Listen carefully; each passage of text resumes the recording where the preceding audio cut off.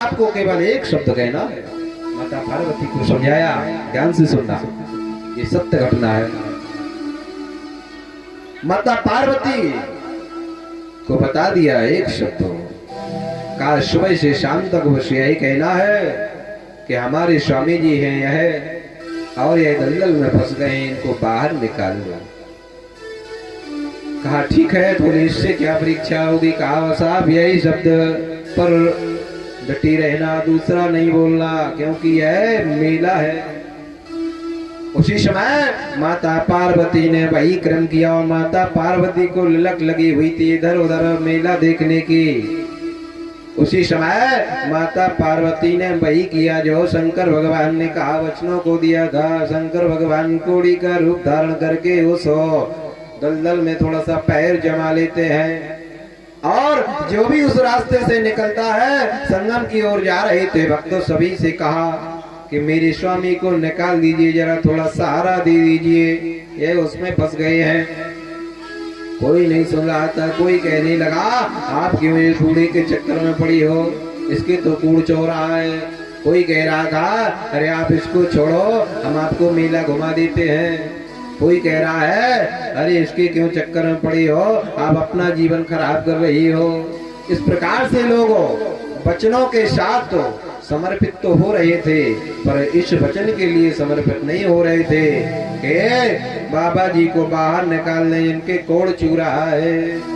और शंकर भगवान मनी मन मुस्कुराते हैं। और सायंकाल होने को है, शंकर भगवान कहने लगे अच्छी परीक्षा हो रही थी, आज हमें लगता हम ही फंस गए। अब माता पार्वती कह रही है, प्रभु अब क्या होना चाहिए? कहा थोड़ी देर और रुको। शंकर भगवान तुरंत सामने देखते हैं कि एक और बालक आ रहा था। सायंकाल का समय होने वाला था। उसी समय माता पार्वती ने कहा कि बेटा इनको जरा हाथ लगा दीजिए, बाहर निकल आएंगे, ये दलदल में फंस गए हैं और हम संगम को नहाने आए हुए थे और ये निकल नहीं पा रहे, हमने बहुत प्रयास किया है। उसी समय वह पुत्र बोला कि माता जी आपने मुझे बेटा बोला है तो आप मेरी माता हैं, मैं अभी स्नान कर लेता हूँ फिर निकाल देता हूँ तुरंत। उसी समय शंकर भगवान मुस्कुराते हुए कहते हैं, केवल यही वक्त हमें लग रहा है। उसी समय जैसे ही जल उसने डाला, उसी समय माता पार्वती के पास आया, कहा भी निकाल देते हैं। जैसे ही हाथ लगाना चाहा, शंकर भगवान नीचे को जाने लगे। अब उसकी जितना सामर्थ्य था सकते, वह संपूर्ण शक्ति वहीं पर समर्पित हो जाती है। वह रोने लगता है कि माता जी हमने आपको वचन दिया, लगता पूरा नहीं हो रहा। कहा मुझे तो बड़े भारी लग रहे हैं पिताजी। उसी समय जो ये कहा, उसी समय शंकर भगवान अपने रूप में आ जाते हैं। गुरु शंकर भगवान की जय। उसी समय शंकर भगवान का जब रूप देखा तो वह बालक चरणों में पड़ जाता है। माता पार्वती अपने रूप में आ जाती है और कहती है, बेटा वरदान मांग लीजिए।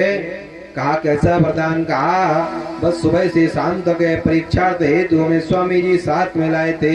उसी समय वह हाथ जोड़कर के बालक कहता है कि प्रभु हमें कुछ नहीं चाहिए, बस आपके चरणों में अगाध प्रेम बना रहे, यही चाहिए। उसी समय माता पार्वती शंकर भगवान चल देते हैं। रास्ते में चलते चलते प्रश्नोत्तर हुआ। कहा देवी परीक्षा हो गई है। कहा मुझे तो समझ ही नहीं आया। कहा इतना बड़ा कुंभ था, आपने सुबह से शाम तक पुकारा, किसी ने सुना आपकी आवाज को? कहा कोई वक्त नहीं था, केवल एक पुत्र नहाने आया था पूरा। प्रतिदिन में एक पुत्र आया। अब आप बताइए 40, 45, 41 दिन के बीच में कुंभ लगेगा तो एक व्यक्ति एक दिन आएगा तो केवल 40, 45 हुए, जबकि हजारों सैकड़ों की संख्या है। तो उसी समय शंकर भगवान कहने लगे, ये मोह माया में है सवाएं, कोई मेला देख रहा है, कोई स्नान करने आया है, कोई केवल गंगा जल को स्पर्श करने आया है, कोई केवल यहाँ पैसा खर्च करने के लिए आया है। यह जगत दुखदाई बताया है। कहा केवल जो मन से आया है तो केवल एक पुत्र था, तो उसकी ही प्राप्ति फल की है बकाया ये माया का जाल है, संसारिक क्रम है, ये तो चलता रहेगा। तो इसलिए बताया गया कि मन से संकल्प करोगे तो ही उद्धार होगा। बोलो गोविंद भगवान की जय। तो ये कुंभ है, ये भी श्री राम जी का कुंभ ही है एक। इसमें जितना डुबकी लगाओगे उतना ही फल स्वरूप मिलेगा। क्योंकि आज हमारे बता रहे थे ब्रह्मा जी, हमारे यज्ञ में ब्रह्मा जी उपस्थित हैं और हर यज्ञ में ब्रह्मा होते हैं। राम जी हमारे एवं श्याम जी यहाँ पर उपस्थित हैं, दोनों भाई हैं। आप चिरगांव के निवासी हैं। तो जो श्याम जी हैं वो यज्ञाचार्य की भूमिका में उपस्थित हैं, जो आपके मंच में विराजमान हैं। और जो हमारे ब्रह्मा के रूप में राम जी है वो यत्र तत्र कहीं बैठे हुए हैं। क्योंकि उनके 4 मुख हैं, इसलिए वो अपने भ्रमण करते रहते हैं। क्योंकि 4 मुख से कोई बात ना निकल जाए, तो इसलिए क्योंकि वो उतना ही बोलते हैं। बस यज्ञशाला में 4 मुख से बोलते हैं। क्योंकि बताया गया है यथा चतुर्मुखो ब्रह्मा स्वर्गे लोके पितामह तथा त्वं यज्ञेश्वरन्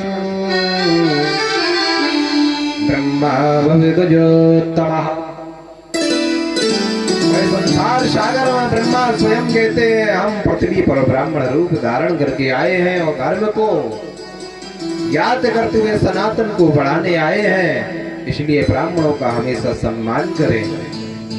क्योंकि सन्यासी के बाद ब्राह्मण को ही गुरु बताया गया है। सन्यासी गुरु ब्राह्मण बताया गया है। इसीलिए ब्राह्मणों यथा चतुर्मुखो बताया गया है कि ब्रह्मा स्वयं चतुर्मुख होकर के पृथ्वी पे एक मुख से विराजमान होकर के पृथ्वी को भ्रमण करते हुए यज्ञ कराते हैं। बोले यज्ञ भगवान की जय। तो आपका यज्ञ भी हो रहा है और आपके ब्रह्मा भी समर्पित हैं। और आपकी भागवत जी में संपूर्णता के साथ मर्यादा पुरुषोत्तम राम भी आपको विराजमान के रूप में विराजमान है। जो भी आप चाहो वो मांग सकते हो। बोलो गोविंद भगवान की जय। नाम संकीर्तन करते हुए अग्रम प्रसंग की ओर बढ़ते हैं।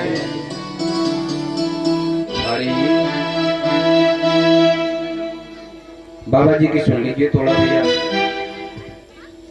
जय श्री राधे, जय श्री श्याम।